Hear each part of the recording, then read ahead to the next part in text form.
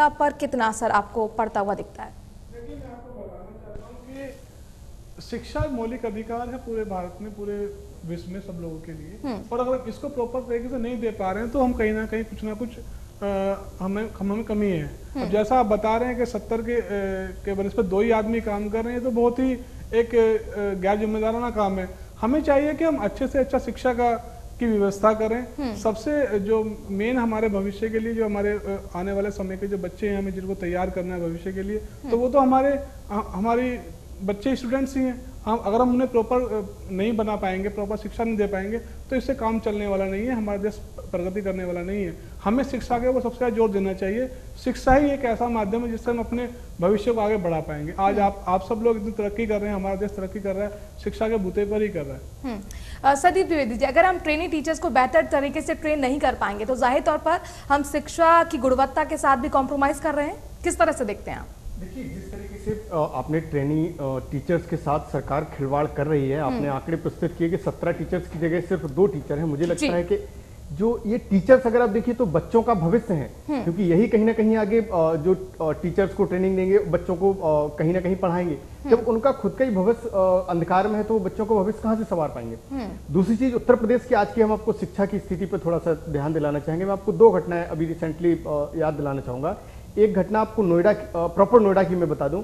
नोएडा में अगर आप अर्बन एरियाज में जितने स्कूल, प्राइमरी स्कूल हैं, उनमें जाके देखिए, अगर 10 टीचर्स की रिक्वायरमेंट है तो 100 बच्चों पे 20-20 टीचर्स हैं। वहीं अगर आप रिमोट एरिया में चले जाइए तो 100 टीचर्स के ऊपर या तो 2 टीचर हैं या एक ही टीचर शिक्षा मित्रों के माध्यम से स्कूल चला रहा है। मतलब हालत इतनी दयनीय है कि सरकार सिर्फ अपने जो स्टेट सरकार है वो सिर्फ अपने फायदे के लिए कहीं ना कहीं शिक्षा का टोटली बदलाव कर रही है। आप देखिए, आज उत्तर प्रदेश की हालत यह है कि हर स्कूल में खुलेआम नकल होती है और नंबर गेम चलता है। अभी 23 तारीख को दैनिक जागरण की एक मैं आपको घटना का डिटेल बताना चाहूंगा। उसमें उन्होंने क्लियर लिखा है कि सैफई मेडिकल कॉलेज में जिन रिक्रूटमेंट को लेके इन्होंने एग्जाम कंडक्ट किया था, वहां जिन छात्रों ने ब्लैंक कॉपियां रखी थी उन्हें मेरिट में स्थान दिया गया। मतलब ये सरकार कर क्या रही है? आप पीसीएस का घोटाला आपको याद होगा, कितने बड़े तौर पे उसमें प्रदेश सरकार की छवि खराब हुई थी। पीसीएस घोटाले में सिर्फ एक वर्ग कास्ट विशेष के लोगों को उन्होंने लाइन से तवज्जो दिया था और वहां एक अच्छे मार्क्स पाने वाले बच्चों को पीछे कर दिया था। तो ये सरकार तो बच्चों के भविष्य के साथ खिलवाड़ कर ही रही है और इसका कहीं ना कहीं आप जो असर हमें देखने को मिलेगा। उत्तर प्रदेश एक ऐसा प्रदेश रहा है जो कहीं ना कहीं सबसे ज्यादा सिविल सर्विसेज में क्वालिफाई करने वाले स्टूडेंट्स देता था। अभी हमें असर नहीं दिख रहा, लेकिन आने वाले भविष्य में आप देखना ये हालत होगी कि उत्तर प्रदेश जो कहीं ना कहीं देश को सबसे ज्यादा सिविल सर्विसेज के कैंडिडेट देता था, वो सबसे पुअर हालत में उसकी कंडीशन है। सिर्फ बच्चे नंबर लाने के लिए नकल करते हैं, कापियां भरते हैं और अपना घर जाके बैठ जाते हैं। हमारे साथ हरदोई में जो शिक्षा और प्रशिक्षण संस्थान है, उनकी एक शिक्षिका जुड़ गई है, कल्पना, स्वागत है आपका टीवी 100 में। ये जो स्थिति है कि 17 प्रवक्ताओं की जगह सिर्फ 2 प्रवक्ता वहां पर खाना पूर्ति कर रहे हैं, आपको लगता है कि बेहतर ट्रेनिंग आप लोगों को मिल पा रही है जो सही मायने में आपको मिलनी चाहिए थी?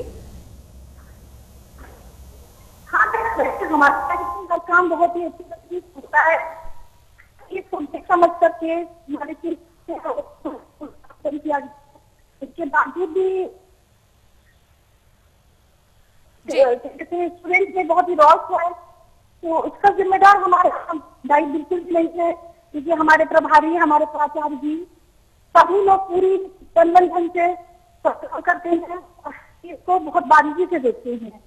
शिक्षक भी अपने क्लास में जाते हैं, बच्चों को अच्छे से ट्रेनिंग देते हैं। किसी प्रकार की कल्पना, आपका ऑडियो हम तक बेहतर तरीके से नहीं पहुंच पा रहा, वॉइस बीच बीच में ब्रेक हो रही है। बहुत शुक्रिया बातचीत करने के लिए।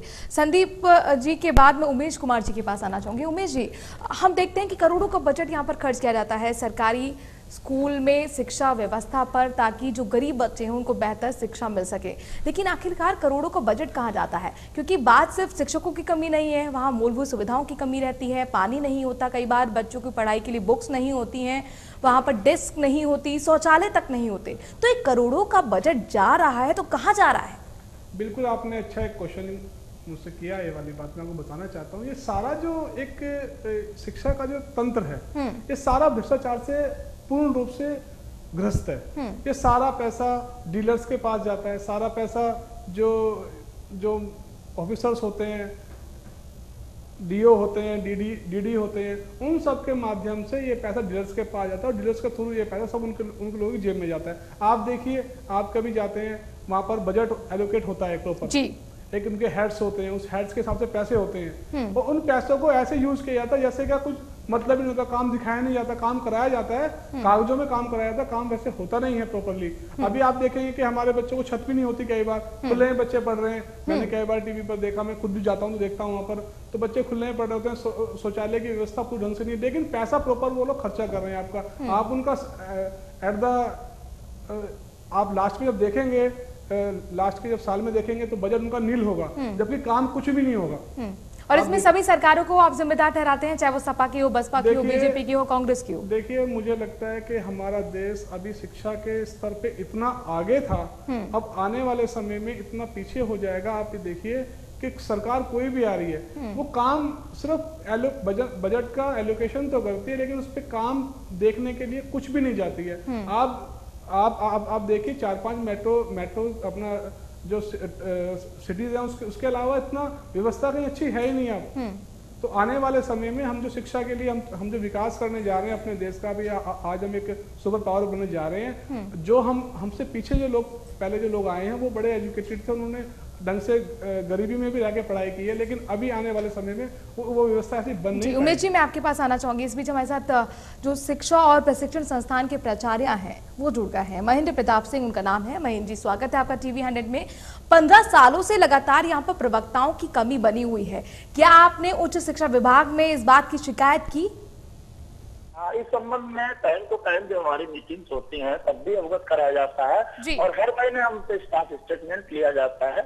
उसमें जितने भी लेक्चरर्स या जो भी एम्प्लॉय हैं उनकी कमी के बारे में हम लोग बताते हैं। पब्लिक सर्विस कमीशन से इस संबंध में बहुत सारी विज्ञप्तियां भी आई हैं और मैं समझता हूं कि जल्दी इसमें अपॉइंटमेंट हो जाएंगे।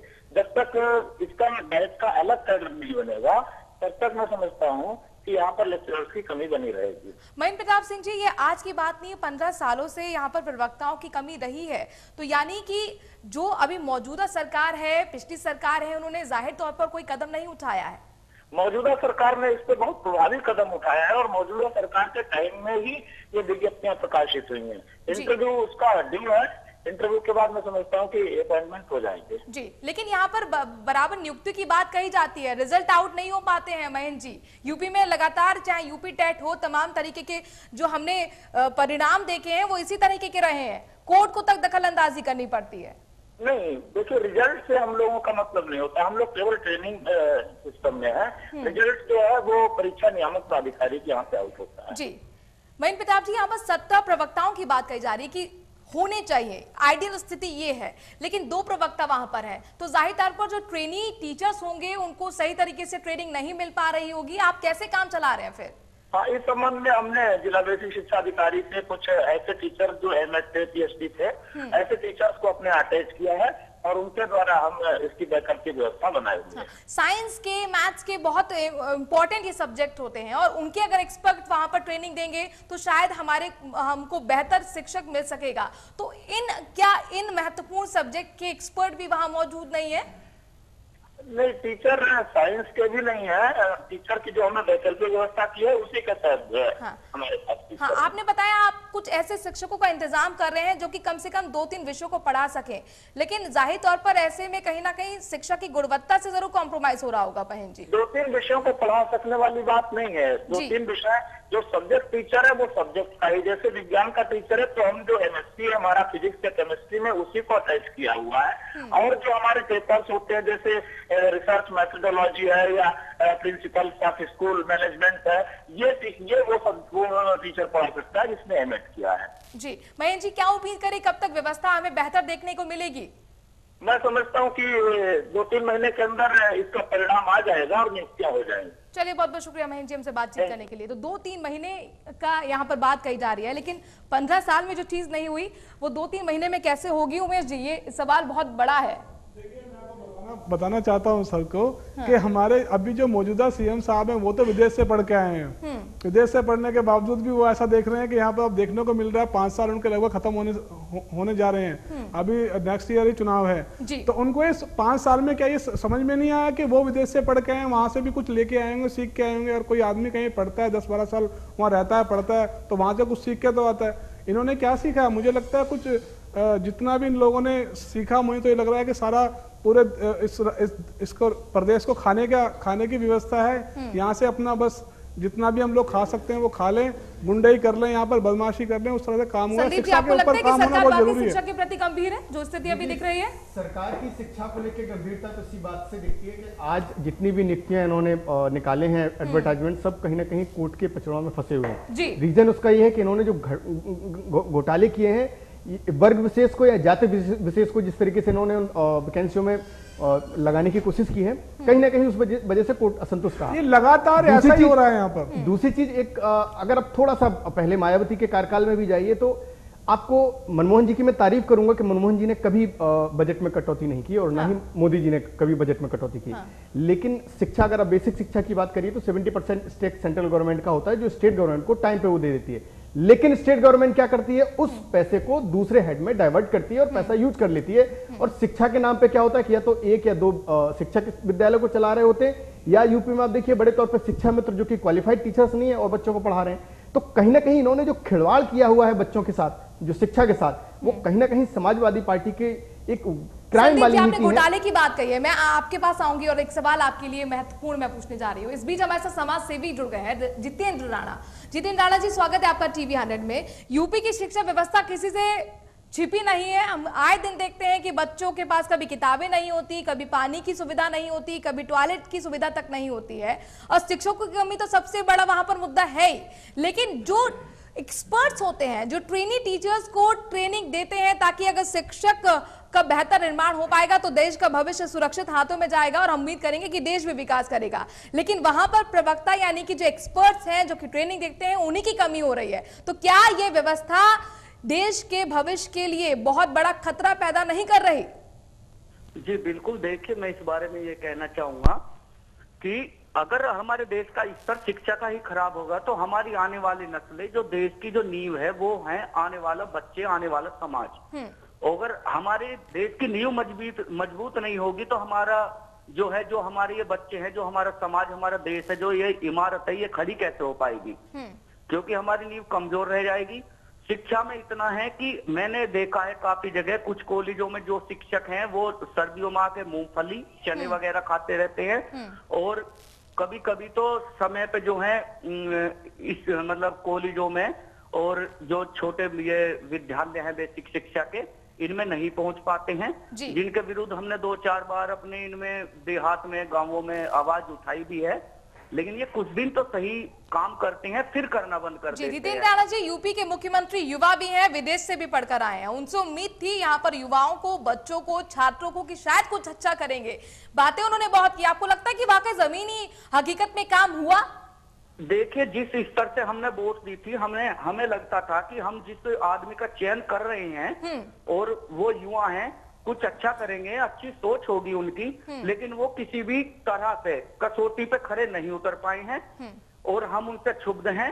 और हम नहीं चाहते कि अब की बार यूपी में जो है, प्रदेश में जो हमारी सरकार आए, वो सपा सरकार आए। हम इसके खिलाफ हैं और गुंडागर्दी का भी बुरा हाल है और शिक्षा का भी। ये किसी तरह से भी हमारी जो है आशाओं में खड़े नहीं उतर पाए। हम इससे बहुत क्षुब्ध है, बहुत नाराज। जितेंद्र राणा जी, हमारे गेस्ट भी जुड़े हुए हैं, स्टूडियो में मौजूद हैं और वो आपसे कुछ सवाल पूछना चाहते हैं, समाज सेवी उमेश कुमार जी। जी उमेश जी। बहुत अच्छी बात बताई उन्होंने।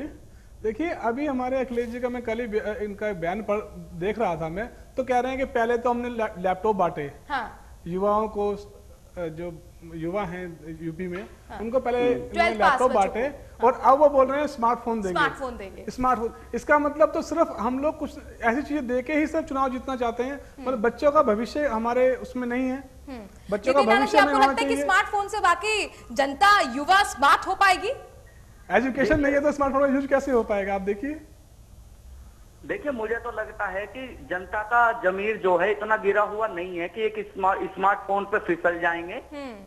हमें सबसे पहले अपनी सुरक्षा, शिक्षा और हमें अपना देश आगे बढ़ाना है। हम गंदे हाथों में अपनी जो है देश की बागडोर नहीं देना चाहते। मैं जनता के बारे में नहीं कह रहा, मैं सोच बोल रहा हूँ। सिर्फ हमारे अखिलेश भैया की जो सीएम साहब है उनकी सोच बता रहा हूं। चलिए, बहुत बहुत शुक्रिया जितेंद्र जी हमसे जुड़ने के लिए। तो जाहिर तौर पर ये तो जनता को तय करना है, लेकिन ये चुनावी फंडा हालांकि 2012 में बहुत काम आया था उमेश जी, जिस तरह से लैपटॉप बांटने की बात कही थी। हाँ, सत्ता में इसी लैपटॉप की वजह सत्ता में आए ये लोग। संदीप जी से मेरा एक सवाल था, मैं उमेश जी आपके पास आऊंगी। संदीप जी, आप यहाँ पर भ्रष्टाचार और घोटाले की बात कर रहे थे शिक्षा तंत्र में, क्या बीजेपी शासित राज्यों में ऐसा नहीं है? व्यापक घोटाला सबसे बड़ा उदाहरण है। देखिए, व्यापम घोटाले की अगर बात कीजिए तो बीजेपी के पहले से भी व्यापम घोटाला होता आया हुआ है, और हो सकता है बीजेपी के, मैं अभी तक इस तरह की कोई पुष्टि नहीं है कि बीजेपी का कोई नेता इन्वॉल्व था। एक दशक से तो शिवराज जी वहां पर है। क्यों? व्यापम घोटाला तो उसके पहले का है, दिग्विजय सिंह के ऊपर भी एफआईआर है इस केस में। आप शिवराज सिंह जी आए, इसके काफी पहले का ये केस है। दूसरी चीज, अभी तक आप जो 10 साल से 15 साल से वहां पर हैं, तो कम से कम उनसे तो हम उम्मीद करेंगे। व्यापम घोटाला एक अलग बात है, उसके बाद जो मौतें हो रही हैं, रहस्य में मौतें हो रही हैं, उनका भी कुछ आंकड़ा है क्या हमारे? देखिए, व्यापम घोटाले में मैं हालांकि पार्टी के आधिकारिक व्यक्ति के तौर पर नहीं कह सकता, लेकिन मुझे जो लगता है कि उसमें नेताओं से ज्यादा कहीं ना कहीं जो एडमिनिस्ट्रेशन लॉबी है या जो अधिकारी हैं उनके ज्यादा बड़े तौर पर हाथ था। दूसरी चीज, उत्तर प्रदेश की अगर हाल की आप बात कीजिए तो मुलायम अखिलेश यादव से जिस तरह से लोगों को उम्मीद थी कि युवा फेस हैं, एजुकेटेड हैं, समझते हैं, क्योंकि समाजवादी पार्टी में रामगोपाल यादव के अलावा अगर आप देखिए तो कोई एजुकेटेड फेस नहीं है, उस तरह से उन्होंने कुछ काम किया नहीं और ना ही युवाओं की उम्मीदों पे ये खरे उतर पाए। इन्होंने किया क्या है, बीएड वालों को टीईटी से लड़ाया, बीटीसी वालों से लड़ाया, मतलब आपस में एक दूसरे से लड़ाया, लेकिन किसी को एम्प्लॉयमेंट नहीं दिया। ठीक है उमेश जी, यहाँ पर जो संदीप जी बात कह रहे हैं, आप क्या इस बात से सहमत हैं? क्योंकि यहाँ पर अगर उत्तर प्रदेश की बात कर रहे हैं तो 15 सालों से प्रवक्ताओं की कमी से ये शिक्षा संस्थान जूझ रहा है, तो बात आज की नहीं है, बात सपा सरकार की नहीं है, बसपा सरकार की। ये तो बहन जी के साथ, बहन जी के कार्यकाल में। उमेश जी से मेरा सवाल है, देखिए एक बात मैं आपको बताना चाहता हूँ कि कोई भी जो लॉ एंड ऑर्डर्स होता है या शिक्षा के प्रति एक बजट एलोकेट होता है, बजट एलोकेट होने के बाद वो जाता है नीचे तक जाता है। वो नीचे के लोग भी बहुत, आपको मैं बताना चाहता हूँ कि नीचे के लोग भी इतने करप्ट हो चुके हैं आजकल, प्रिंसिपल्स, उसके बाद डीओ, उसके बाद डीडी, उसके बाद डायरेक्टर, ये सब लोग भी इस तरह का इनका एक वो बना हुआ है, क्या बोलते हैं उसको, एक सिस्टम बना हुआ है कि सब करप्ट हैं। पैसा आने के बाद अगर उसको सही ढंग से हम देख नहीं पा रहे हैं कि वहाँ शिक्षकों बच्चों को वर्दी दी जा रही है, बुक्स दी जा रही है, उनको खाना दिया जा रहा है, टीचर्स टाइम पर पहुंच रहे हैं नहीं पहुंच रहे हैं, ये सब एक मिली भगत है और ये सब एक तरह का एक मतलब ग्रो टाइप का है कि काम कर रहा है इस तरह से। ये प्रॉपर काम नहीं हो पा रहा, जैसे कि भैया ने बताया। लापरवाह अधिकारी या फिर खस्ताल व्यवस्था एक शिक्षक का निर्माण कैसे कर सकती है? वही मैं आपको ये एक बहुत बड़ा सवाल है। संदीप द्विवेदी जी, तमाम राजनीतिक पार्टियां यहाँ पर, चाहे बीजेपी, कांग्रेस, मैं सभी की बात कर रही हूँ, आप ही की नहीं, सपा बसपा सभी की बात कर रही हूँ, आखिरकार शिक्षा व्यवस्था की अनदेखी क्यों होती रही है? क्या ये बच्चे वोट बैंक में नहीं दिखते, समझ में आते, इसीलिए अनदेखी हो रही है? देखिए, उत्तर प्रदेश में जब राजनाथ जी शिक्षा मंत्री थे, अगर आप उस पुराने ट्रैक को उठा के देखिए तो सबसे अच्छा कार्यकाल माना जाता है यूपी में एक शिक्षा मंत्री के तौर पे, और उन्होंने न केवल शिक्षा की क्वालिटी को बल्कि शिक्षा में कहीं ना कहीं इंफ्रास्ट्रक्चर को भी बहुत इंप्रूव किया था। और वो एक जमाना था उस समय के जब पास आउट हुए बच्चे आज भी कहीं ना कहीं बहुत अच्छा सर्वाइव कर रहे हैं। तो बीजेपी ने कहीं ना कहीं एक बहुत अच्छी पहल की थी, लेकिन बीएसपी आई, उन्होंने फिर वही जो सेंट्रल गवर्नमेंट के फंड एजुकेशन के लिए आए उनका मिसयूज किया, वही समाजवादी पार्टी ने किया, क्योंकि ये पार्टियां प्रदेश का विकास नहीं चाहती हैं, ये पार्टियां सिर्फ अपने परिवार का और अपने लोगों का विकास चाहती हैं। मायावती के कार्यकाल की याद दिला रहे हैं, गुजरात में तो लिटरेसी रेट बहुत कम है, वहां पर तो शिक्षा व्यवस्था का हाल सभी जानते हैं। राजनाथ के कार्यकाल में नहीं, गुजरात की मैं बात कर रही हूँ। नहीं, मैं राजनाथ जी की बात कर रही हूँ कि जब राजनाथ जी यूपी में शिक्षा मंत्री थे उस समय का अगर आप सिस्टम देखिए। दूसरी, गुजरात में भी अगर आप देखिए एजुकेशन सिस्टम बहुत अच्छा है। उमेश जी, क्या इस बात से सहमत हैं आप? देखिए, मैं तो इस बात से सहमत नहीं हूँ कि एजुकेशन का स्तर गुजरात में इतना अच्छा शायद नहीं, यूपी में और बिहार में तो काफी अच्छा आप देख रहे हैं, आईएएस और आईपीएस निकल के आते हैं यहाँ पर, तो वहाँ का इतना अच्छा मैंने सुना भी नहीं है और देखा भी नहीं है मैंने। तो मैं ये बताना चाहता हूँ, देखिए हमारा पूरे देश में ही हमें ये चाहिए कि जो पैसा सरकार दे रही है या केंद्र सरकार दे रही है वो पैसा प्रॉपर यूज होना चाहिए, उसका मिसयूज नहीं होना चाहिए, सब इंफ्रास्ट्रक्चर पूरे होने चाहिए, टीचर्स होने चाहिए अवेलेबल। आप एक तरफ तो कहते हैं कि हम विकास कर रहे हैं, हम ये सब हमारे यहाँ पर विकसित देश है, हम पैसे में बहुत अभी आगे जा रहे हैं, हम सारा काम कर रहे हैं, लेकिन हम इस तरह की समस्या भी तो आप देखिए ना कि जो नीचे स्तर पे जो समस्या है, एजुकेशन की समस्या, जो मेन काम आगे होने वाला, भविष्य में वाला, उसको हम नहीं कर पा रहे तो ध्यान नहीं देती सरकार, चाहे कोई भी सरकार हो, ध्यान क्यों नहीं देती? क्या सरकारी स्कूलों में गरीबों के बच्चे पढ़ते हैं इसीलिए? देखिए इस तरह से मैं आपको बताऊं, पूरे देश में और पूरे वर्ल्ड में ऐसा ही है कि गरीबों के बच्चे हमेशा सरकारी स्कूल में पढ़ते हैं और अमीरों के बच्चे कॉन्वेंट में पढ़ते हैं, हॉस्टल्स में जाते हैं, विदेश में जाते हैं पढ़ने के लिए। तो ये तो एक खाई हमेशा बनी रहेगी। लेकिन फिर भी हमें अगर हमारे नेता एजुकेट हुए हैं और इतना अच्छा देश को आगे बढ़ाना चाहते हैं तो उनको इस पे देखना पड़ेगा कि भाई हमें उन बच्चों को भी साथ लेकर चलना पड़ेगा। बेहतर शिक्षक यानी कि बेहतर छात्र। अब जब शिक्षक बेहतर नहीं होगा तो उसका असर जाहिर तौर पर छात्र पर पड़ेगा, उसकी शिक्षा पर पड़ेगा, गुणवत्ता पर पड़ेगा। तो आखिरकार ये मुझे बताइए, जो हम रिजल्ट भी देखते हैं कि कई बार आप यूपी के सरकारी स्कूलों में चले जाइए और अगर वहां छात्र से आप सवाल करते हैं कि पीएम कौन है, सीएम कौन है, इतने मामूली से सवालों का वो जवाब नहीं दे पाते। तो यही परिणाम सामने आएगा अगर हम बेहतर शिक्षक का निर्माण नहीं कर पाएंगे तो। देखिए, ये केवल छात्रों की नहीं, वहाँ के टीचर्स की भी हालत है। अगर इस तरह के क्वेश्चन आप वहाँ के टीचर्स की से भी कीजिए, उन्हें भी इस तरह की चीजें मालूम नहीं। हाँ। उसके पीछे सबसे बड़ा रीजन है कि कहीं ना कहीं जो एक सिस्टम बना हुआ है कि जो गाइडलाइंस आई हैं उनको बस पूरा करो और अपनी जिम्मेदारी दूसरे पे टरका दो, वही चीज चल रही है। मुझे लगता है कहीं ना कहीं अकाउंटेबिलिटी लेके आनी पड़ेगी और उसमें कहीं ना कहीं पैरामीटर डिसाइड करने पड़ेंगे। शिक्षकों की सैलरी आप तब दो जब आपको लगे कि हाई स्कूल की परफॉर्मेंस अच्छी है, आप शुरू कर दो डिमोशन। आप देखिए कैसे परफॉर्मेंस नहीं बढ़ती है। तो मुझे लगता है कहीं ना कहीं गवर्नमेंट को बहुत स्ट्रिक्ट डिसीजन लेने पड़ेंगे, तब इस तरह की चीजें आएंगी। दूसरा, आपने जो गुजरात का एक एग्जांपल दिया, मैं आपको थोड़ा सा गुजरात के बारे में बता दूं।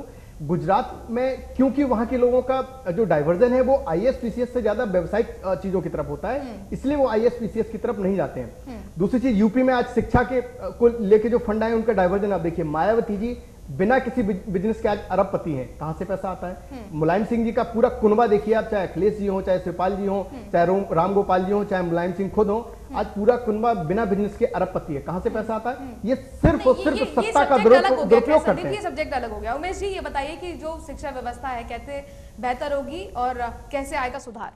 देखिए, मैं तो यही बताना चाहूंगा कि जो भी हमारे जो ऑफिसर्स हैं या हमारे शिक्षा मंत्री हैं, उनको इस बात पे ध्यान देना पड़ेगा, मिनट्स लेने पड़ेंगे, वहां पे जाके उनको देखना पड़ेगा कि हम काम क्या, हमारे जो हमें पोर्टफोलियो दिया गया है उसको प्रॉपर्ली काम हो रहा है कि नहीं हो रहा है। आप एक शिक्षा मंत्री बन जाते हैं, उसके बाद आप कभी कहीं जाते ही नहीं है। तो इस तरह से हमें इस तरह के लोगों को या तो शिक्षा मंत्री बनाने नहीं चाहिए, या फिर अगर वो बने हैं तो उनको प्रॉपर चैनल पे आना चाहिए। देखिए, अगर आप काम करेंगे तो ही काम होगा। बैठे अधिकारियों के खिलाफ स्ट्रिक्ट एक्शन का स्ट्रिक्ट एक्शन आ गया है। बहुत तो लेना ही चाहिए। स्टूडियो में शामिल होने के लिए संदीप जी आपका भी बहुत बहुत शुक्रिया, चर्चा में शामिल होने के लिए। तो कुल मिलाकर जवाबदेही और जिम्मेदारी तय करनी होगी, कुछ स्ट्रिक्ट स्टेप्स यहां पर सरकार को लेने पड़ेंगे, तभी शिक्षा व्यवस्था बेहतर हो सकेगी। हमारी खास पेशकश में इतना ही। बाकी खबरों के लिए बने रहिए टीवी 100 के साथ।